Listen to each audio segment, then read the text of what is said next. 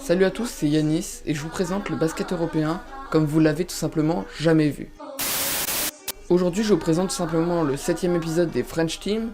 On va parler de la Roca Team de l'AS Monaco. N'hésite pas à mettre un petit like si t'as kiffé, à t'abonner et à activer la cloche de notification pour ne pas manquer la prochaine vidéo qui sera le 8ème épisode sur l'Asvel samedi prochain. Sur ce, je vous souhaite bon visionnage. Et comme pour les épisodes précédents, le sommaire est juste à ma gauche. On va tout de suite aborder le bilan. 6 victoires, 4 défaites pour cette Roca Team, c'est plutôt satisfaisant. Sachant que quand on a vu le tirage d'Eurocup en ce début de saison, on a vite fait compris que ça allait pas être simple.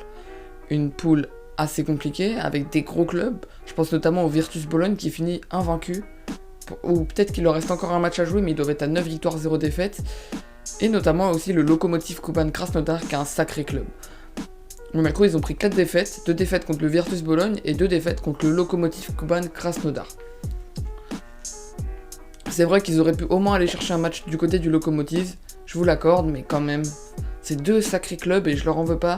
Ils ont livré une bonne bataille, le Virtus Bologne, ils ont failli gagner, mais ils ont mené de 20 points tout le match et le Virtus Bologne a fait un comeback.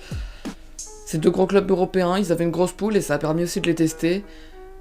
Et en vrai, je vais plutôt souligner le petit point du fait qu'ils ont été gagnés contre les plus petits clubs, c'est-à-dire qu'ils ont été assurés 2 victoires contre Morabanc Andorra, le club espagnol, d'un certain Banjassi. D'ailleurs, hier, au moment où je tourne cette vidéo, ils ont joué un match en retard contre Morabanc Andorra et ils ont été tout simplement gagnés sur le fil face à un gros Banjassi. Ils ont assuré contre les plus petits clubs tels que Lietkabelis Panevėžys et Telenet Giant Antwerp, le club d'Anvers. Je pense que cette équipe s'est bien lancée. Après, elle a eu plus de difficultés face aux gros, et ça, je pense qu'il faut le noter. C'est-à-dire que si Monaco veut s'en sortir pour le top 16, pour aller 8ème, pour aller plus loin dans cette compétition, voilà. Il faut vraiment bien noter qu'elle a eu plus de mal contre les gros clubs, et ça peut lui porter préjudice. Mais top, maintenant, on va parler des joueurs qui m'ont plu. Premier joueur qui m'a plu, c'est Marcos Knight. L'ailier arrière, ou même ailier fort, il peut jouer sur 3 postes. Tout simplement satisfait, shooter, scoreur, il prend le jeu à son compte, il est toujours là pour afficher son petit scoring, ses petits points par-ci par-là, c'est aussi un très bon rebondeur, il a pas peur du contact, un physique je vais pas dire hors norme, mais un très bon physique, et je pense que c'est une super recrue pour cette AS Monaco, et en tout cas il est très très efficace depuis ce début de saison, donc voilà, Marcos Knight en 3ème, top de cette équipe de l'AS Monaco. Deuxième top, je vais tout simplement vous parler du meneur Dibost.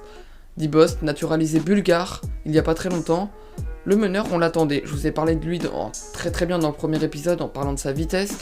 Il est là pour prendre le jeu à son compte. Meneur expérimenté depuis très très longtemps à la Roca Team. Il a fait aussi des petits passages du côté de Strasbourg. On sent que voilà, il a cette expérience, il la monte sur le terrain. Bon, il fait quelques pertes de balles, mais pour un meneur, c'est justifiable. Bon scoreur, très bon passeur, très bon défenseur. Il s'est vraiment engagé ce jeu et je pense qu'il est très utile à cette équipe de Monaco. Enfin, mon premier top, c'est Mathias Lesort, le pivot international français. Il est arrivé et je l'ai décidé de le classer premier. Vous allez me dire, je pense que vous n'allez pas tous être d'accord avec mon classement, mais je le classe premier tout simplement pour sa domination dans la raquette.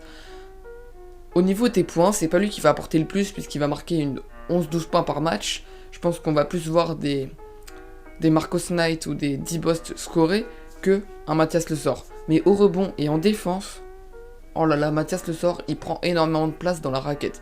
Quand il prend feu près du cercle, il est capable de te mettre des N1 de partout, il est intenable.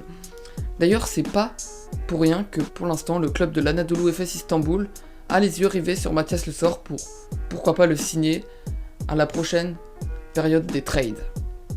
Maintenant, on va tout de suite parler des flops. Et je vais commencer les flops en parlant de Nikola Rebic, le meneur qui vient de partir, qui a fait son dernier match exactement hier avec l'AS Monaco, qui part en direction de Nanterre. Si vous voulez d'ailleurs aller voir mon dernier épisode où je parle de Nanterre et de cette arrivée de Nikola Rebic, n'hésitez pas à aller le checker. Nikola Rebic, décevant dans ce début de saison, c'est pas pour rien qu'il a quitté l'AS Monaco, c'était un meneur expérimenté, jeune joueur, 25 ans, du côté d'Olympiakos Piraeus, qui a fait ses débuts en Euroleague. Il arrivait avec un vrai rôle de shooter, passeur, un vrai meneur européen qui allait apporter à cette équipe de la Roca Team. Et voilà, il n'a pas trop assuré en ce début de saison. des statistiques peu fiables, 6 points de moyenne, 3 d'évaluation. Pour un meneur remplaçant qui est censé être vraiment solide et vraiment apporter son expérience européenne autour de Rob Gray, de D-Bost, bon même si D-Bost est assez expérimenté, mais de Marcos Knight, et aussi autour du banc, de tous ces joueurs qui arrivent du banc et qui n'ont pas forcément connu ce niveau-là, je pense que voilà, c'est pas encore satisfaisant et il faut encore un petit peu monter le niveau. Et voilà, en tout cas son départ est justifié. Après, est-ce que Monaco va prendre un remplaçant? On verra ça dans les jours à venir. Premier flop, j'ai tout simplement mis l'ailier Abdoulaye Ndoye. Il n'a pas été drafté, pas dans les 60 draftés pour la NBA alors qu'il s'était présenté à la draft. Mais en vrai, je sais que c'est un très bon défenseur, mais il m'a un peu déçu. J'avouerai qu'en défense, il a un peu baissé de régime, il défend un peu, je vais pas dire moins bien, mais il met moins d'intensité défensive, et j'ai l'impression qu'il a pas envie de jouer Abdoulaye Ndoye. C'est pas un scoreur de ouf, on le sait, mais je trouve qu'il a pas assez d'impact dans cette équipe de la Roca Team. Je pense que c'est un joueur qui a énormément de qualité, qui peut quasiment te faire des matchs à 12 points, 5 rebonds, hein, avec 3 interceptions, mais là, il met pas ses qualités en avant, et je pense que, voilà, il a du temps de jeu, Zvezdan Mitrovic lui fait confiance, mais il va falloir monter en tempérament pour Abdoulaye Ndoye. Honnêtement, l'avenir de Monaco, je le vois comment? Je vais tout simplement vous dire que pour moi, Monaco reste à jamais, ou même en ce moment même, il fait partie des 8 meilleurs clubs en Eurocup. Je pense que pour le top 16, ils ont beau finir 3ème de leur poule et ils vont avoir un tirage compliqué, je pense qu'ils vont s'en sortir clairement. Ils vont clairement passer le top 16 parce que ils ont une poule très compliquée avec 2 gros clubs et ça les a pas favorisés d'un point de vue du classement. Ils seraient tombés dans la poule des Metz 92, je pense qu'ils auraient soit fini premier, soit deuxième, clairement. Ou même dans la poule de Nanterre. Je pense que ça dépend aussi des poules et de leur tirage.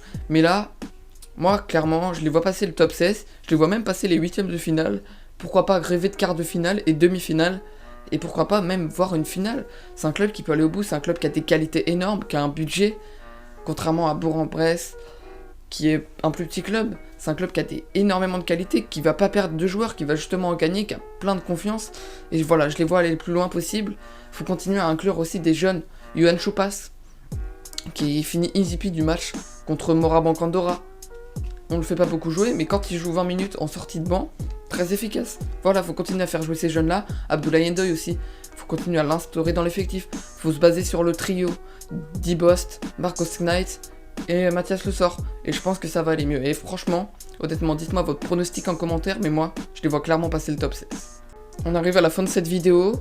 J'espère qu'elle vous a plu. Si elle vous a plu, n'hésitez pas à mettre un like. Dites-moi si vous avez bien aimé ce que vous pensez, ou si vous avez bien aimé la performance des Monégasques en ce début de saison. Qu'est-ce que vous en pensez du bilan, des tops, des flops? N'hésitez pas à réagir dans la barre et dans l'espace commentaire. Sur ce, je vous dis à la prochaine. C'était French Basket Europe.